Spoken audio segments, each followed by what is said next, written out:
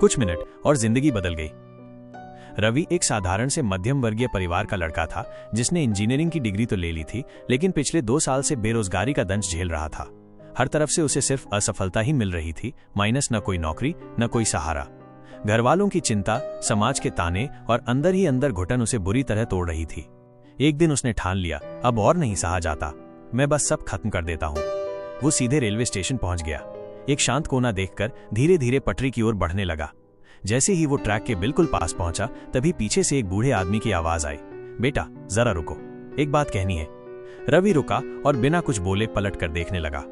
वो बूढ़े व्यक्ति उसके पास आकर बोले, मैं जानता हूं तुम क्या करने जा रहे हो, लेकिन उससे पहले मेरी एक कहानी सुनोगे? रवि चुप रहा, लेकिन उन बूढ़ी आंखों में उसे एक अपनापन दिखा।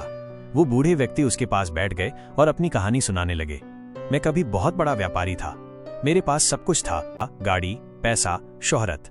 फिर एक दिन धोखे से मेरा सब कुछ लुट गया, घर चला गया, दोस्तों ने साथ छोड़ दिया और दुनिया ने मुझसे मुंह मोड़ लिया। उस वक्त मैं भी यहीं इसी स्टेशन पर आया था, खुद को खत्म करने।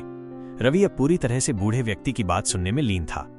बूढ़े आदमी ने आगे कहा, उसी वक्त एक अजनबी मेरे पास आया और बोला, जब तक तुम जिंदा हो तुम हार नहीं सकते, मौत कभी समाधान नहीं होती। उसने मुझे 100 रुपए का नोट दिया और कहा, और नई शुरुआत कर। मैंने उसकी बात मानी, एक छोटा मोटा काम शुरू किया। धीरे धीरे खुद पर मेरा विश्वास लौट आया। आज मैं खुश हूं, बहुत अमीर तो नहीं, लेकिन जिंदा और आत्मविश्वासी हूं। फिर उन्होंने रवि का हाथ पकड़ा और गहरी आवाज में कहा, बेटा तुम भी हार नहीं मान सकते, ये बस एक बुरा वक्त है, जिंदगी नहीं। बस कुछ मिनट रुक जाओ, सब बदल सकता है। रवि की आंखों में आंसू थे।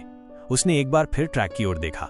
फिर उसे अपनी माँ का चेहरा, अपने पिता की उम्मीदें और अपने बचपन के सपने याद आए। वो चुपचाप उठा और फिर कभी उस पटरी की ओर मुड़कर नहीं देखा। इस कहानी से सीख, कभी कभी हमारी जिंदगी के सिर्फ कुछ मिनट हमारे पूरे भविष्य को बदल सकते हैं। किसी अजनबी की एक छोटी सी बात या कोई छोटी सी प्रेरणा हमें अंधेरे से खींचकर उजाले में ला सकती है। अगर आप थक गए हैं तो रुकें, लेकिन हार कभी न माने, क्योंकि अगली सुबह आपके लिए कुछ बड़ा लेकर आ सकती है। बस आपको उस सुबह तक टिके रहने की जरूरत है। क्या आप ऐसी ही और प्रेरणादायक कहानियां सुनना चाहेंगे?